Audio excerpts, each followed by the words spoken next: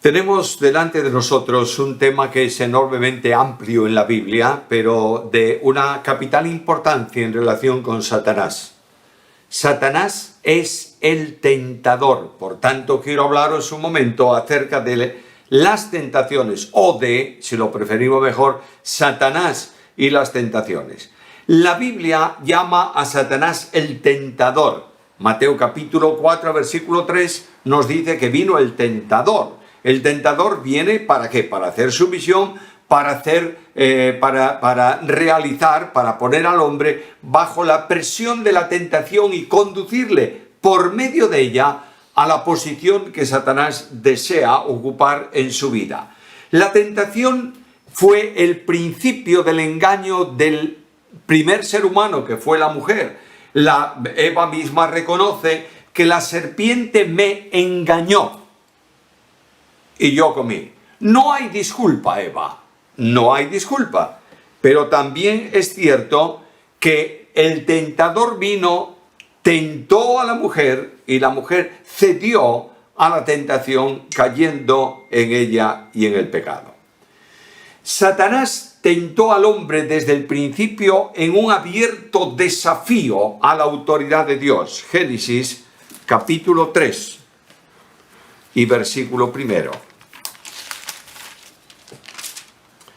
Pero la serpiente era astuta, más que todos los animales del campo que Jehová Dios había hecho, la cual dijo a la mujer: ¿con que Dios os ha dicho, no comáis de todo árbol del huerto? Y ahí en esa pregunta le está proponiendo, le está insinuando una tiranía de parte de Dios. Dios os está prohibiendo.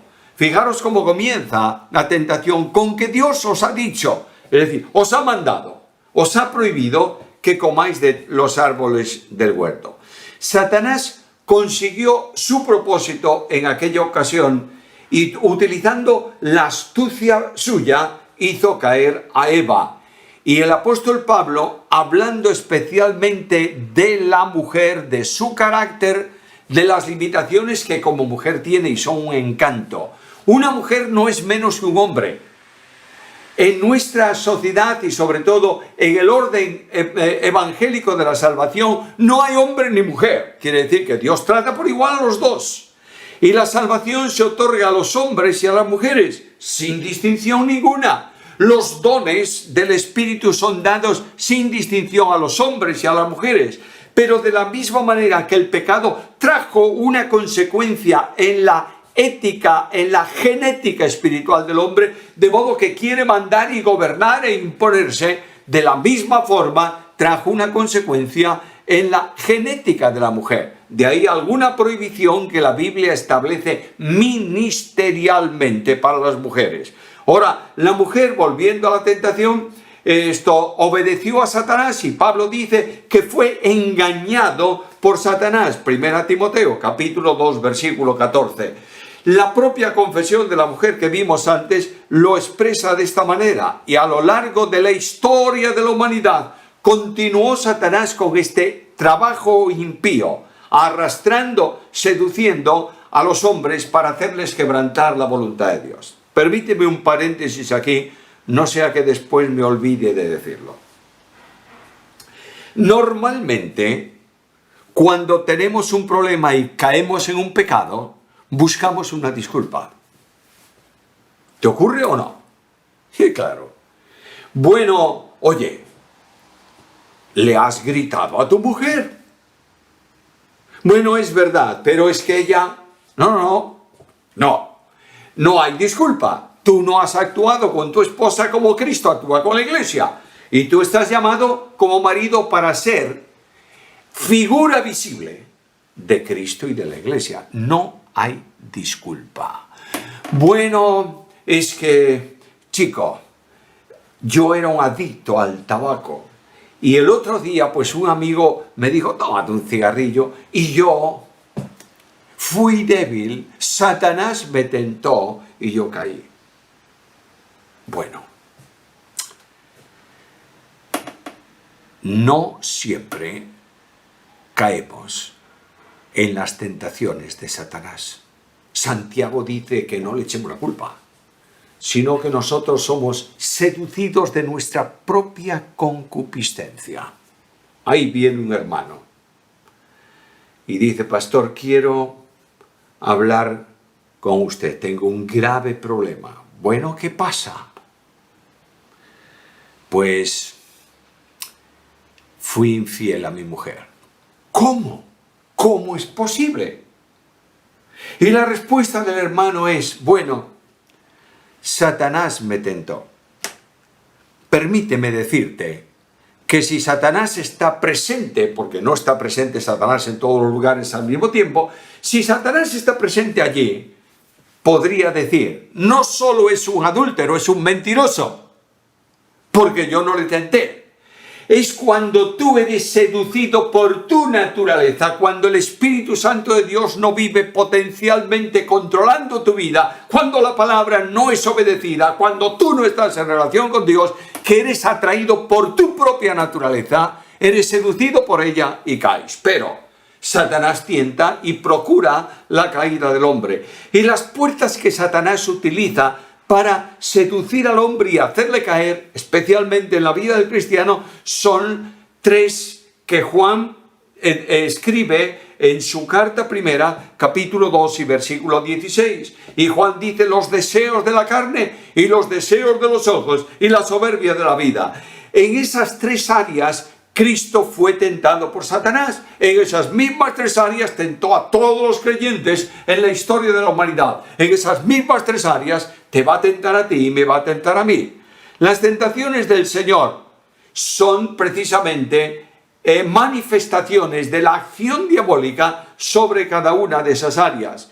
Ahora, alguien me va a decir: bueno, no me pongas los ejemplos de las tentaciones de Cristo, porque al fin y al cabo Jesucristo, el Señor, no pudo haber pecado, porque no hizo maldad ni hubo engaño en su boca.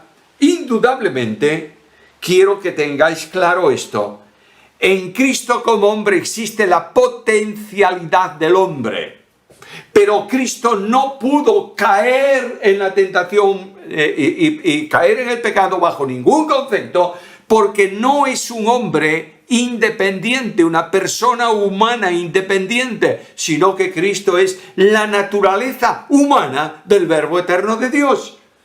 La humanidad de Cristo subsiste en la persona divina del Hijo de Dios. Las acciones hechas por la humanidad de Jesús afectan a aquel en que subsisten. Lo diré de otra manera más precisa: el sujeto de atribución de la responsabilidad de todas las acciones de la humanidad de Cristo es la persona del Verbo.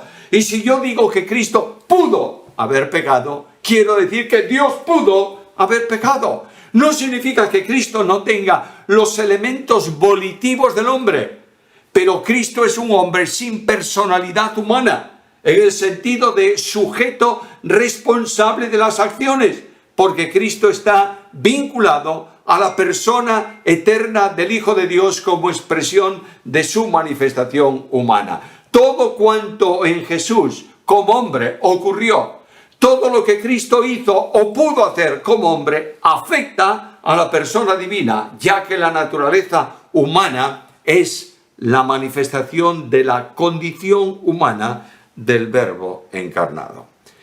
Satanás no dudó que Cristo era Dios, pero las tentaciones de Cristo siguen la misma vía. La primera, la tentación de los deseos de la carne. Mateo capítulo 4, versículos 2 al 4, cuando le dice al Señor que estas piedras se hagan pan. La sutileza de Satanás sigue siendo válida ahora. Cristo había sido llevado al desierto con un propósito de Dios. Hay unas dificultades, resuelve las dificultades y salte del problema. Tenemos que entender que el secreto para la vida cristiana victoriosa es obedecer la palabra de Dios. Mateo capítulo 4, versículo 4. Cristo fue tentado en los deseos de los ojos, y la insinuación de la tentación es muy precisa. Cuando Cristo es invitado para echarse del pináculo del templo abajo, lo que le está diciendo Satanás a Cristo es: no digas que es cierto, prueba.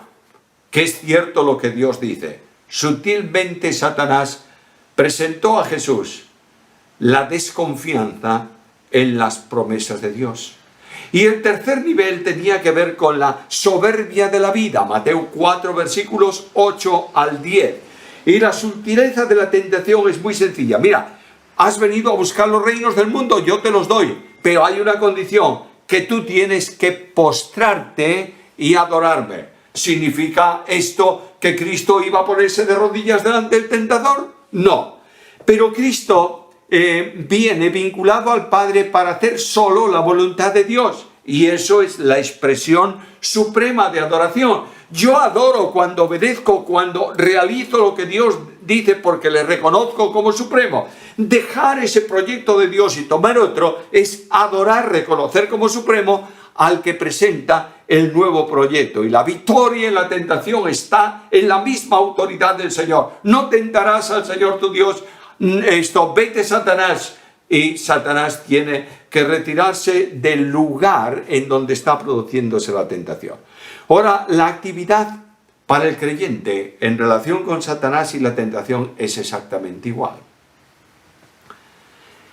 El creyente tiene en sí la vieja naturaleza, con sus pasiones y sus instintos.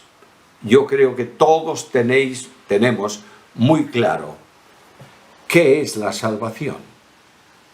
En el primer nivel de la salvación, la justificación, el creyente es separado de la responsabilidad penal del pecado. Es decir, no hay ya condenación para los que están en Cristo. Justificados, pues, por la fe tenemos paz para con Dios por medio de nuestro Señor Jesucristo. Pero no ha sido liberado de la naturaleza caída. Forma parte de él. Está ahí presente. Segundo nivel de salvación, la santificación. El creyente es separado por el poder del Espíritu del poder del pecado. Es decir, el pecado que esclaviza ya no esclaviza al creyente porque hemos sido hechos libres en Cristo. Y si el Hijo os libertare, seréis verdaderamente libres. Es verdad que muchas veces el creyente no vivo en el poder del Espíritu. Por tanto, la influencia de la vieja naturaleza no está controlada por un poder superior. Pero durante esa experiencia, la naturaleza caída, los deseos de la carne están presentes en la vida del creyente y continuamente tenemos que confesar delante del Señor nuestro problema en ese sentido. El segundo nivel, los deseos de los ojos, evidencian que el hombre no solo es carnal, sino egoísta. ¿Por qué los deseos de ser la máxima expresión visible de la Iglesia? Bueno, porque el hombre, el creyente, es egoísta. Vas a la carta de Juan y ves que hay un hombre que se llama Diótrefes, que está en una iglesia y dice que quiere tener el primado, el primer lugar de la iglesia. Y cuando alguien se le opone y le dice: don Diótrefes, perdóneme usted, pero realmente lo que usted está pensando no es muy correcto.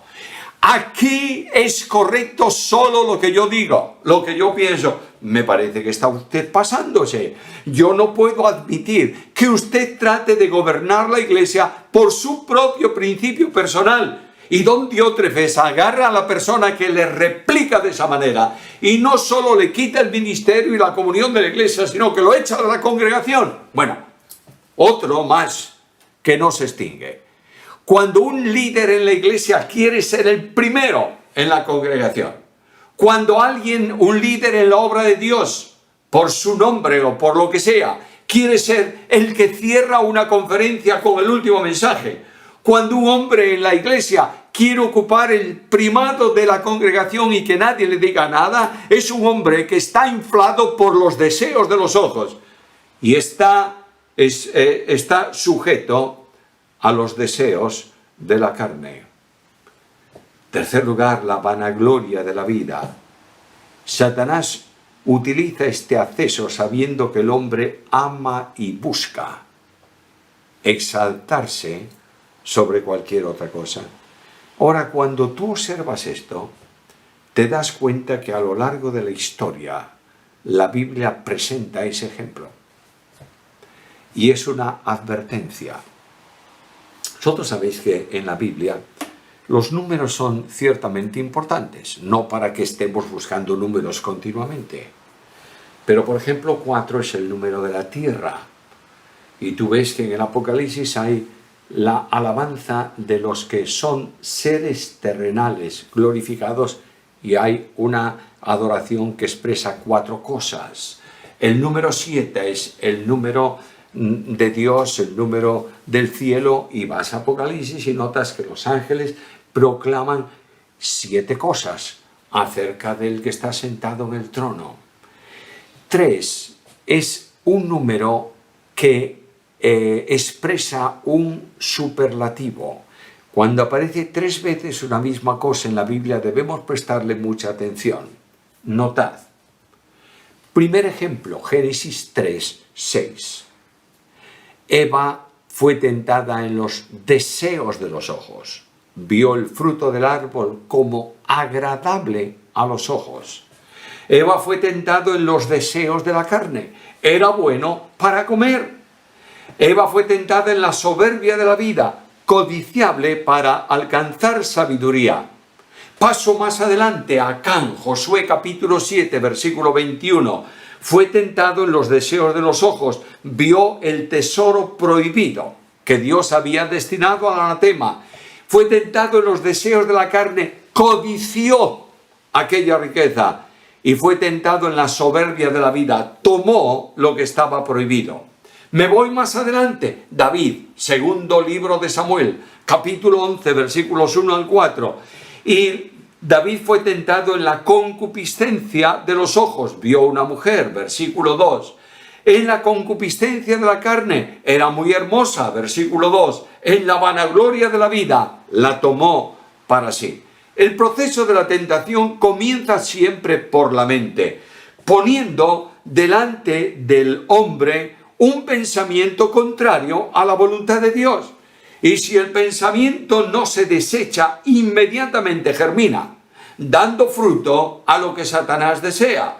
Seguidamente ese pensamiento que está en nuestra mente pasa al corazón, el lugar nuclear de la vida, el asiento de la voluntad, para que se ejecute como algo aceptable para el hombre. Y la advertencia bíblica es muy interesante: sobre toda cosa guardada, guarda tu corazón. Satanás va a procurar con sus tentaciones hacer que el creyente desobedezca a Dios, porque desde ese mismo momento está siendo él mismo un rebelde contra Dios y está siendo colocado en un camino totalmente diferente a lo que Dios ha establecido para él. ¿Cómo puedo yo vencer al tentador? Manteniendo comunión con Cristo. Mantener comunión con Cristo exige limpieza personal. Exige que no haya pecado en la vida sin confesar. Mantener comunión con Cristo es mantener comunión con el Padre y mantener comunión con el Espíritu Santo. La comunión del creyente salvo por gracia mediante la fe es la vinculación con las 3 personas divinas. No podemos olvidar que la salvación, dice Cristo en Juan 17, la vida eterna es que te conozcan a ti, el único Dios verdadero, y a Jesucristo a quien tú has enviado. Nosotros accedemos a Dios por el mediador entre Dios y los hombres, que es Cristo. Nosotros oramos a Dios en el poder del Espíritu y nosotros dirigimos nuestra oración al Padre porque es el dador de los bienes. Yo sé que esto genera polémica, contienda y a veces confusión. ¿Puedo yo orar al Espíritu Santo? La Biblia no lo prohíbe. Pero todo don perfecto, toda buena dádiva, la respuesta a la oración es al Padre. Busca las oraciones apostólicas a lo largo de todo el Nuevo Testamento. ¿A quién se dirigen? Al Padre. ¿Cómo? En comunión con el Hijo, en el nombre del Hijo, vinculadas al Hijo y en el poder del Espíritu Santo de Dios. El principio de vida para la victoria cristiana sobre las tentaciones de Satanás está en poner en práctica la enseñanza de la Biblia. Romanos capítulo 13 y versículo 14.